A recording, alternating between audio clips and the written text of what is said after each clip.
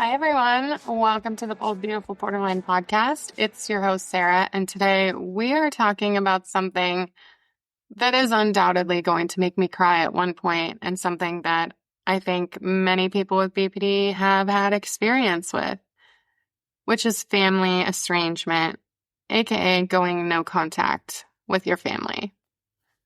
Growing up, this was not something that was common. This was not something that I could really understand. I was raised in a family whose background was largely Mormon.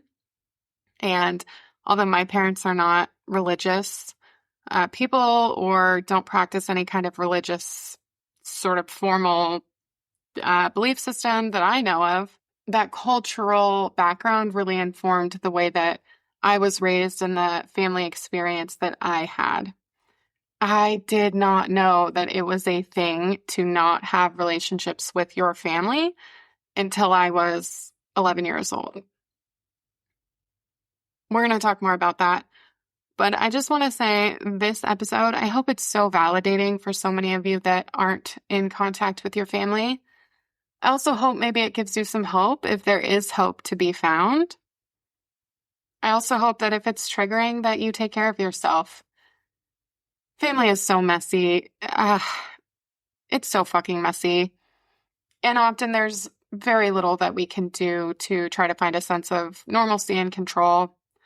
And as we get older, I'm 31 now, the concept that I have about family is so different than even when I started this podcast 5 years ago, even when my mother came onto this podcast a few years ago. And my concept of family is wildly different this year than it was a year ago today. There's going to be personal examples in this episode that give me a profound amount of fear about anybody in my family listening. And I'm practicing empowering myself to own my story here. I'm also practicing a really challenging thing, which is my story isn't the only story that I have to consider. While I'm at the center of my story, there's so many people that are circling around it who I do love deeply, and I don't want to hurt. Even if they've hurt me, or even if the way that they parented me is sort of how I got here, to hosting this podcast. So, no contact, family estrangement. Let's talk about it. So I want to start with some statistics. I found this really interesting. And actually, I was looking back for this article that I read a couple of months ago that was so incredibly validating, that was talking about kind of the benefit that we can have from going no contact with family. But I couldn't find it. I could, however, find some statistics, which y'all know how much I fucking love a good statistic. A good peer-reviewed statistic, which means a university is leading a research project. They develop the project, they go through with it, they calculate the data, and then their peers, a group of their peers, they're put on trial. They, meaning the researchers, have presented the data to a group of their peers who are reviewing it to determine if the research process was ethical and appropriate, which is what peer-reviewed data means. So approximately 27% of Americans are estranged from at least one family member.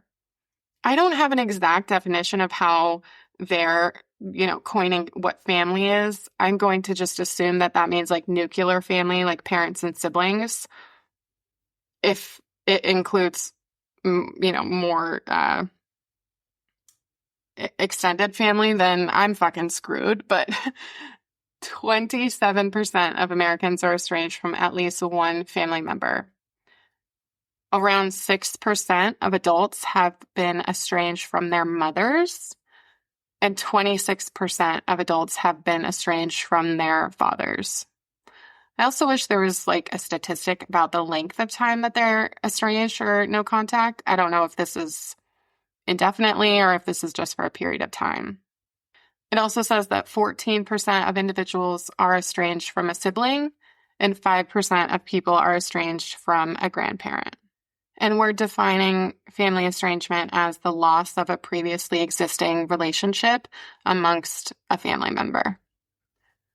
I want it to be said that for me, family estrangement feels very sad.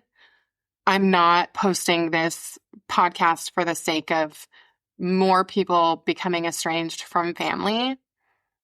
That is not my goal, but it is a really common sort of dynamic or shift in cultural norms amongst millennials and Gen Z now, which it's so strange that I'm not the youngest generation, but that's fine.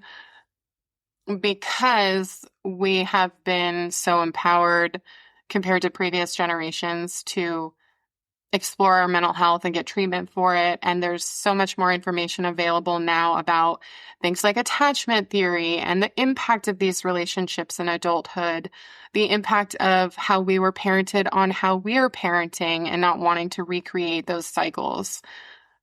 I am certain there's a lot more, sort of like reasons why we are going no contact more often than previous cohorts. I don't know them off the top of my head. These are just kind of guesses, but we're going to talk about the most common reasons that people do, in fact, cut ties. And if you're hearing some of these things and you feel like going no contact is something that would be good for you, awesome. Like if that's what you need and you can do that in a healthy and safe way for yourself, fabulous. And I hope that you do it with the support of a therapist and have, strong safety planning in place, because in my experience, going no contact, whether it's my choice or a family member's choice, has been very destabilizing at times before it feels liberating and before it feels safer, because it's more grief, it's more loss. And when you have borderline personality disorder, you have already experienced a profound amount of trauma, abandonment, rejection, loss, grief, all of those things. And even if the termination of a relationship with family is ultimately positive for you, it can kind of kick up all of that trauma. And for me, it really has. It's also made me really angry and resentful of people who have healthy relationships with family and especially parents around me. And this is something that I've really struggled with in my marriage, because my husband's parents are incredibly imperfect and flawed people, just like all of us are. And they are so fucking loving and they show up consistently. And the other day we were in the car and I don't know, out of nowhere, I was like, your parents who are so flawed and wonderful, and highlight on wonderful, not that I think they would ever be listening to this podcast, but if they are, I fucking love you. And you're flawed, just like everybody else is. And you show the fuck up.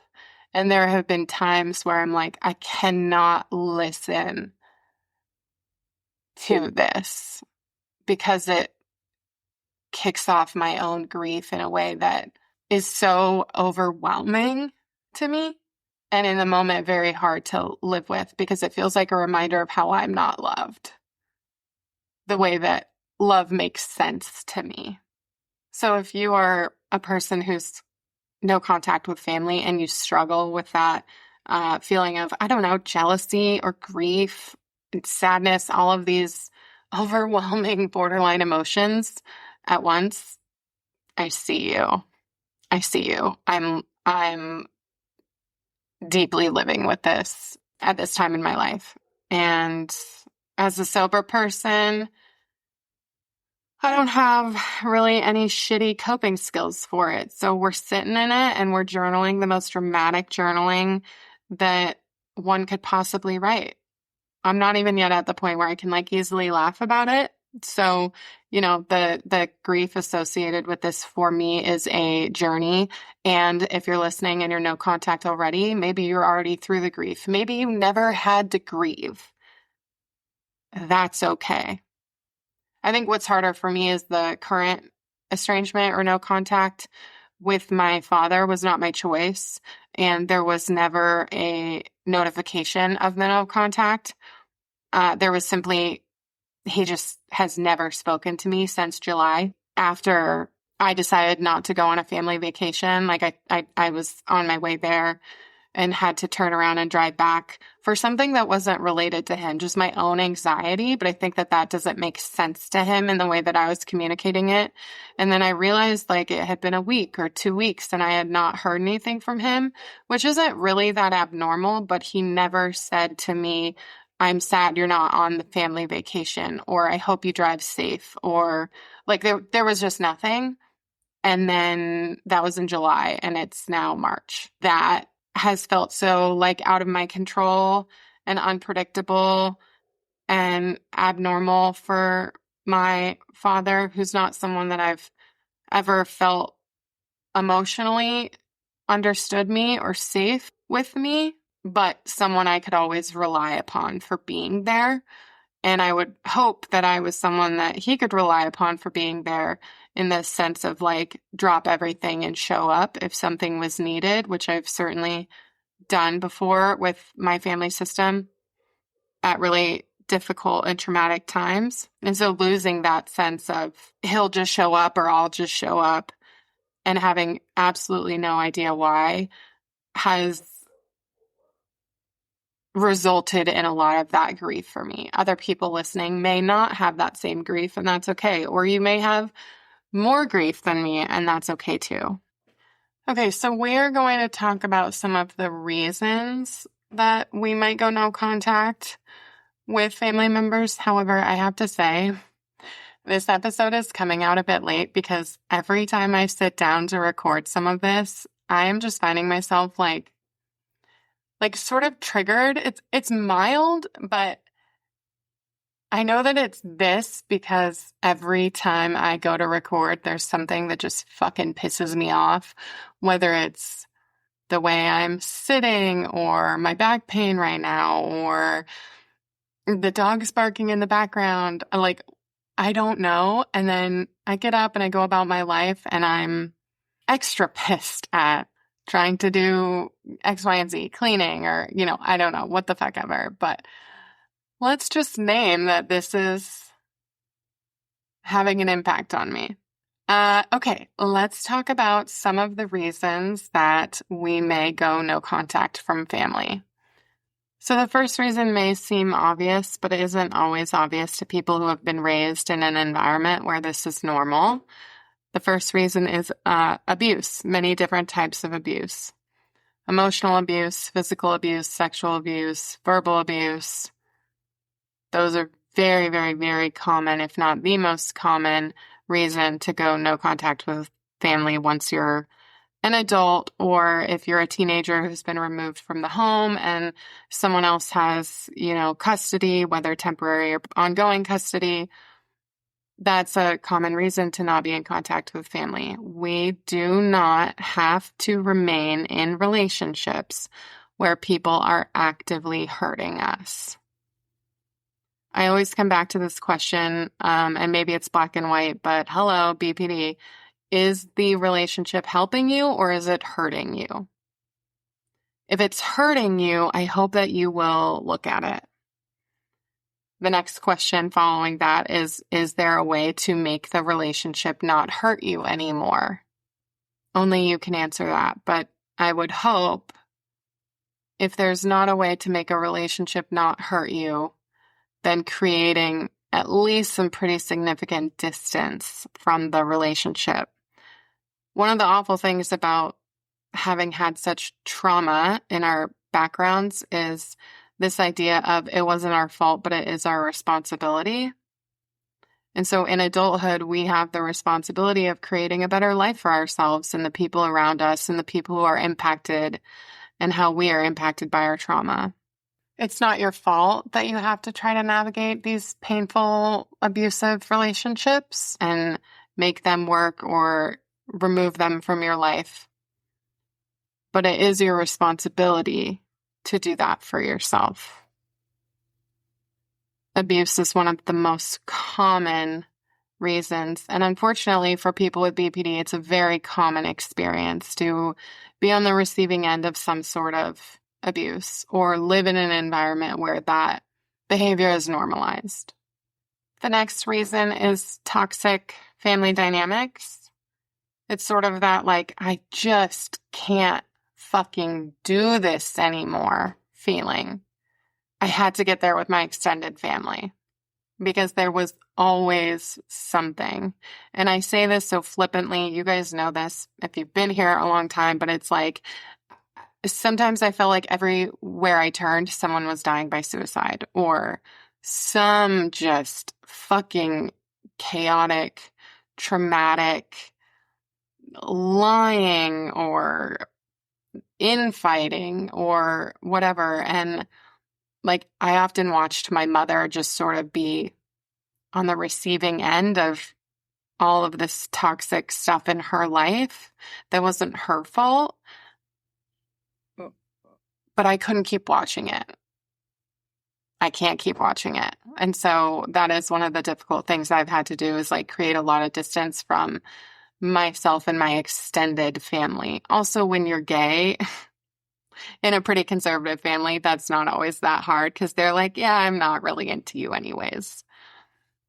But those toxic family dynamics where there's a lot of invalidation, a lot of inability to accept responsibility for how your behavior impacts other people, where there's attempts to sort of control, that could be done in a variety of ways, whether it's being employed with family members or receiving money from or giving money to family members, or just more overt ways of controlling where it's like, I won't let you live with me, or, you know, if you do that, I don't love you anymore. Those are very toxic family dynamics. And if they are triggering and traumatizing to you, and again, hurting you more than they're helping you, very common reason to look at, okay, is it really healthy for me to stay connected at this time if these individuals are unable to change? Maybe they don't want to change, and that's okay too. What other people do is their stuff, their responsibility. We don't have to be impacted by it, though. Okay, so the next reason is unmet emotional needs and sort of having a lack of support. I think this is really, really common for those of us with BPD, especially because, you know, we have this sort of like trauma that can result in a perceived lack of support. And also there's a lack of support happening. But I think that the perception that we have no support or little support can make it difficult to determine, am I actually being not supported, or am I not being supported in a way that makes sense to me, so I'm feeling not supported? At the end of the day, the two things, like, it sort of doesn't matter to try to differentiate between them because you feel unsupported and that's unsafe. I think it's important to try to teach people what we need to feel supported. And if they're not willing to learn or implement changes, then that kind of speaks for itself. I'm at a place where I'm like, I can't beg you to meet me in my stuff. And I need you to meet me in my stuff in order for me to meet you in your stuff. So I think this is probably one of the most common reasons for estrangement. I could be wrong. I don't know. Maybe people listening don't agree. But me just imagining this in my head, like, this feels sort of like high up there. And then we have the feeling of betrayal or broken trust. So lies, secrecy, or family secrets coming to life, which that's really interesting as you get older and you're like, oh, Okay, things are sort of making sense now because there was this thing happening. I wonder how many people listening have had that moment where they're like, oh shit, yeah.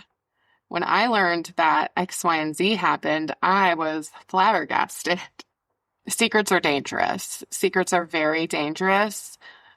I don't believe it's appropriate to tell our kids everything that's happening. And I think that like enmeshment actually is a big part of the borderline experience in childhood, and the development in adulthood is like always knowing what was happening. And then as a child, feeling responsible for taking care of your parents in childhood, that can lead to BPD type symptoms in adulthood.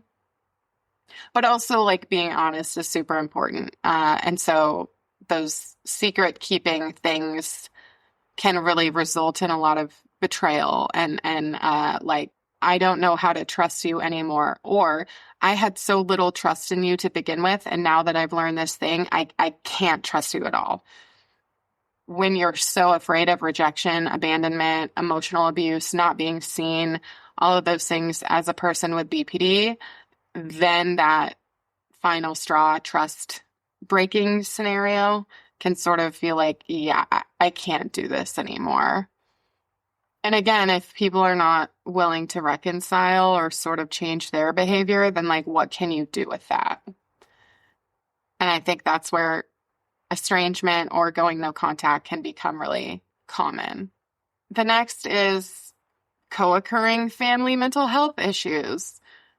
You know, how do we deal with other people's mental health and addiction when we're sort of struggling to deal with our own? I think substance use, especially in family systems, is really, really painful and really, really dangerous because drinking and drugging often results in a lot of destructive behaviors and outcomes. I can't be around people who drink and drug anymore. My home is a no alcohol and no drug zone. Like, you cannot bring that on my property if you're coming to visit me. And that was a hard thing to explain to people at first. And there's still boundary setting that has to happen around that. In fact, there was an event recently where some family came to stay and they were smoking marijuana on our front steps. And I was so afraid of setting a boundary in the moment that I didn't do it. And that resulted in me crossing my own boundaries because of my own shame about my addiction. Over time, that can lead to a really difficult relationship. Like, how do you keep having a relationship with someone where you feel unsafe or you feel like you can't spend time with me unless you're drunk? Like, I don't want to do this anymore. The next reason for estrangement is sort of heartbreaking to me. This is the favoritism and sibling sort of like rivalries that can happen that can leave us feeling so unwanted. I know in childhood, I certainly felt that way about my brother at times, but looking at the way that my brother was treated versus the way I was treated, I don't believe that there was favoritism. I just felt so profoundly unloved at my baseline because of my own shit and my own borderline and whatever was happening in the family system. And that had nothing to do with my brother. I also know that I really struggle with, and there's a lot of grief for me around, I took up way more space than my brother, and I don't know how he feels about that. I don't know if that's a part of our relationship or sort of at times lack thereof a relationship. He may feel that towards me, not in the favoritism sense, but in the sense of like, Sarah, like, mom and dad were up like threatening to call the cops because your 20-year-old boyfriend when you were 16, like, you snuck out of the house and met him. Okay. You know, just I had so much chaos and I was making my parents so fucking angry and probably really scared and worried about me, or just feeling like I don't know what the fuck to do with this girl anymore. to the point where, I mean, I was told as a teenager, I'm done parenting you. You can come and go as you want, but you're going to get nothing from me, and don't ruin my marriage. Like, I was 16 when I was told that. So there was a lot of chaos that was happening. Much of it was, my fault in the sense that I was doing it, not my fault in the sense that I had developed this mental illness that was resulting in this impulsivity and those kinds of things. All of that messy, but at the end of it is to say, I know that I took up more space and got more attention than my brother. And like, that's hard for me to admit. And also, I have to have compassion for both him and I. Like, we were kids and we didn't have the understanding and the support that we needed to navigate whatever was happening in our family system that was making things so difficult. But sibling rivalries, favoritism, unequal treatment between children can lead to resentment. And that can lead to us feeling like, yeah, I don't want anything to do with you guys because I felt like you loved so-and-so over me. I think that's the worst thing that a person with borderline can experience, especially from their like primary attachment figures in childhood. I think it's not impossible, but very, very, very, very difficult to come back from that feeling as you transition from being a child into an adult. That can sort of be always an underlying feeling in an attempt to have a relationship with family. And those underlying kind of like, it's always sort of in the background and sort of brewing, but I'm trying to manage it. But then something shitty happens and it's all flooding back up and impacting the way that I see you and can see you and can have a relationship with you. That one's really, really heartbreaking to me. The last reason for family estrangement before I read some of your guys' thoughts about going no contact is parental alienation or family triangulation, which really just means, there's two people maybe that are having conflict and they sort of loop in a third, and the third is talking to both of them because like the third feels responsible for caring for both of them or, whatever. All of this is like a profound lack of boundaries. Profound lack of boundaries. Reading about enmeshment is really interesting, by the way. This is something that I do a lot of work with my clients around and have really had to unpack in my own life. But this can result in a parent or a family member turning against another person. For example, two parents get divorced. That's like the most easy way for this to happen. I think the triangulation to happen is like literally a child is getting passed back and forth between two homes. And if the divorce is not going well, of course, they're going to hear shitty things about the other parent. And maybe they really love the other parent or, love them both, but then feel like they have to choose sides. That is such a fucking mess. And absolutely going to lead to some long-term difficulties with relationships and boundary setting and, emotion regulation. Because if both parents or one of the parents is like not talking great about the other parent, they are modeling poor emotion regulation. And what do we do when we observe someone have poor emotion regulation as a child? We learn poor emotion regulation. So you may feel scapegoat or blamed for your family problems, which is really common because if you loop in a third person and you sort of make them go back and forth, then you don't have to be responsible for whatever bullshit you're causing. And sorry to be so like, I don't know what the term is, crude or direct or whatever, but like that's at the end of the day, that's the thing. Like, you are unable to be accountable for the bullshit that you're causing, so you're blaming someone else. And I have certainly done this in the past. And I have certainly been the person looped in as a third in the past.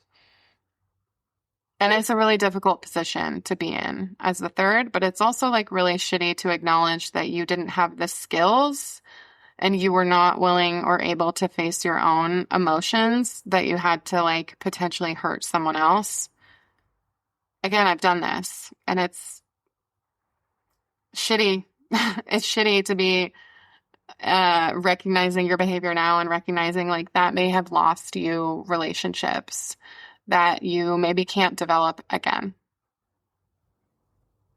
Yeah, this one's really sad and results in a ton of division, a ton of attempts to maintain control that, you know, I mean, how well are we really able to control things and stay emotionally safe? Not that well. Okay, so I put out just a brief question on Instagram saying, tell me your thoughts about going no contact. I got so many responses. And I know not all of these people have BPD. I know a lot of them do, just because I have so many people interacting with me on social media. Which, by the way, it's really fucking hard to be a therapist right now. I can't even fucking explain the amount of distress that I have been sitting with people lately, and trying to regulate that for myself has been super, super, super, super, super fucking hard. I am way behind on social media stuff. I'm way behind on responding to emails. I'm sorry. I will get back to you.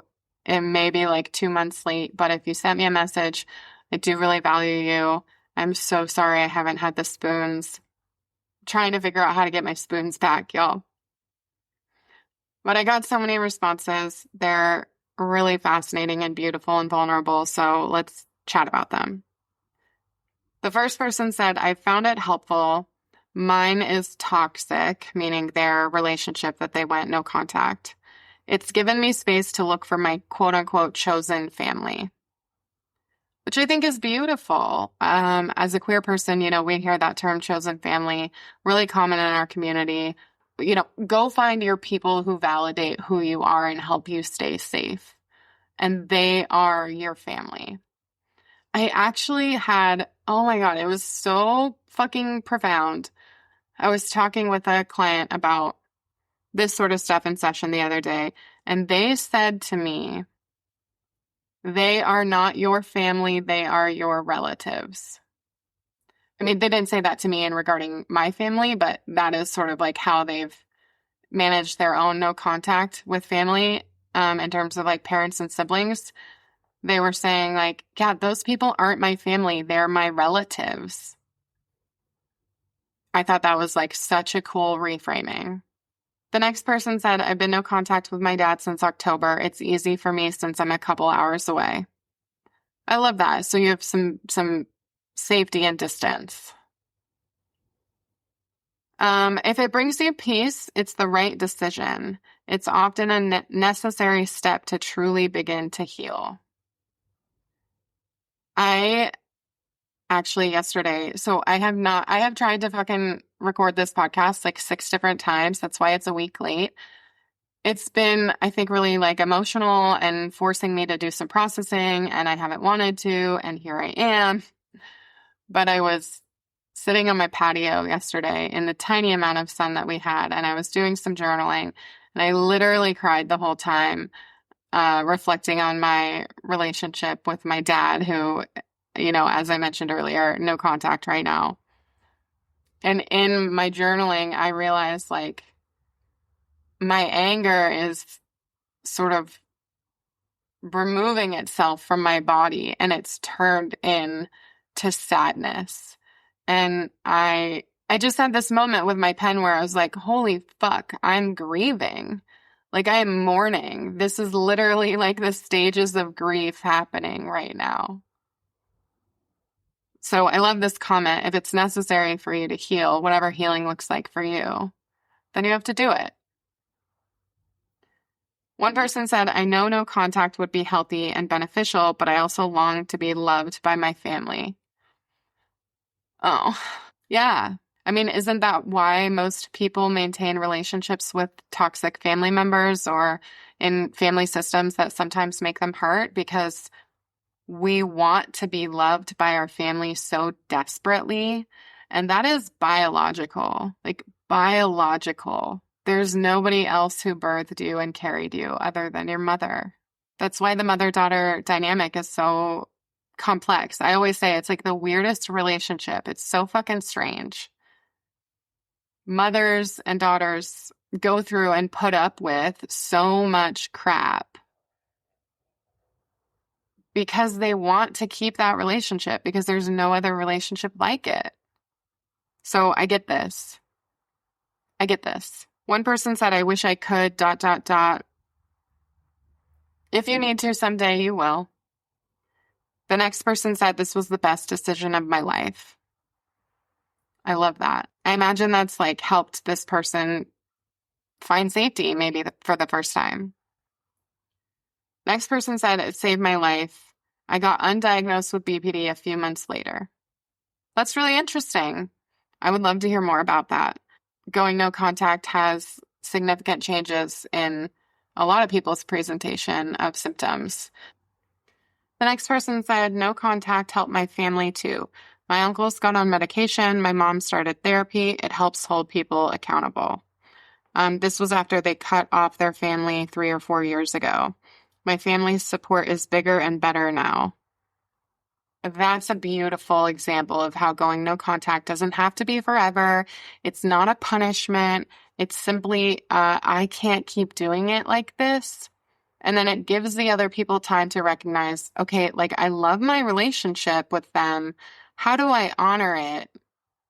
Oh, I need to make some changes in my own behavior that was probably helpful for them too. Stunning example. Next person says, sometimes it's the most loving thing you can do as a trauma survivor. I'd be really interested to talk more about that with this person. I wonder if they mean loving towards themselves, loving towards their family. This was a really cool one. I wish I knew more. Gone non-contact with my mom, coming up on 3 years. I've seen her at family gatherings. Ooh, that would be hard for me. But I've stuck to my boundaries. She still sends messages. Yeah, so that's a good example of how like going no contact can be really triggering for the other person, and then they are unable to manage that, and so they attempt to cross your boundaries. And that's hard. It's almost always been mutual, which is its own special sting.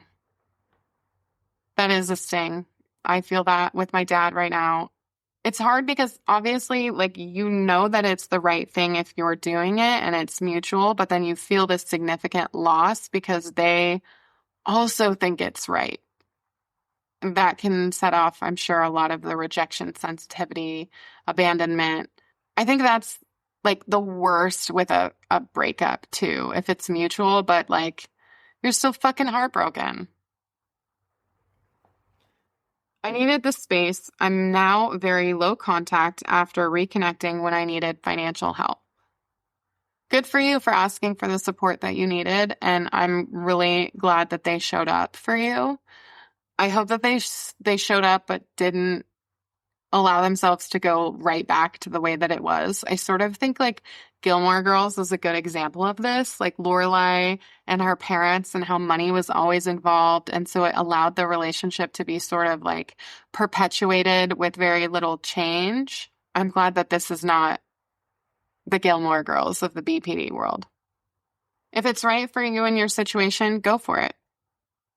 Thanks for the validation. Sometimes it's the only thing left to do when your mental health is at stake. Yeah. We have to hold ourselves to the things that help keep us alive. A lot of thoughts. There's judgment for those who do and don't go no contact. For some, it isn't feasible, and it doesn't help to shame people who still engage with family. They may not have good options. It would likely be best for my healing, but not feasible as I'm disabled and they provide financial support. Yeah. I mean, I hope that you stop being judged if there is still judgment happening. Also understand how that could result in family being judgmental or sort of like trying to hold it over you or X, Y, and Z. It can probably be messy. And at the end of the day, like, you have to get your needs met. You staying housed, fed, getting the medical services that you need, that is the most important thing. So I'm glad that you're doing that. I think it's a tool. Terrifying and hard. It feels like it's forever, but it doesn't have to be. Yeah, we've seen a few statements about that, and I love that. It's hard as fuck. Sometimes it's needed. Sometimes it's possible to repair. So these are all really beautiful, vulnerable examples of your guys' experience with going no contact. I hope that listening to this episode felt validating. Maybe you learned something. Maybe you just felt seen in other people's examples. Maybe you, like myself as I was recording it, have experienced triggers and are needing to process. I recommend some journaling. Thanks for listening, guys. Hi, listeners. Thank you for tuning in to the Bold, Beautiful Borderline podcast. I hope you enjoyed the episode today. If you liked what you heard, don't forget to subscribe, rate, and leave a review on Apple, Spotify, or wherever you get your content. That is super helpful for me. It helps us find additional folks who want to listen to the show, want to feel seen, family members who want to learn, and partners who want to understand. If you want to follow along to more than just the podcast, find us on Instagram at Bold Beautiful Borderline, find me at Borderline from Hell, or head over to boldbeautifulborderline.com where there's information, resources, a place to leave a voicemail to be heard on the podcast, which I love, and just general content. All of that information can be found in the show notes. And if you want to get exclusive content, which is bonus episodes, journal prompts, worksheets, all sorts of extra stuff, sometimes videos of me with my hair very crazy, with kind of impulsive borderline rants, head over to Patreon and consider becoming a member. That is super helpful with creating content that allows me to destigmatize BPD and all of the other wild mental health struggles that we discuss on the podcast. A huge thanks to everyone who joins on the podcast to share their story and just generally helps keep this thing alive. Especially my friend Corey Evans from the Evergreen Band. He produced and created the music that is the intro and outro for this show, as well as the cover art that was created by my husband, Talon Abbott.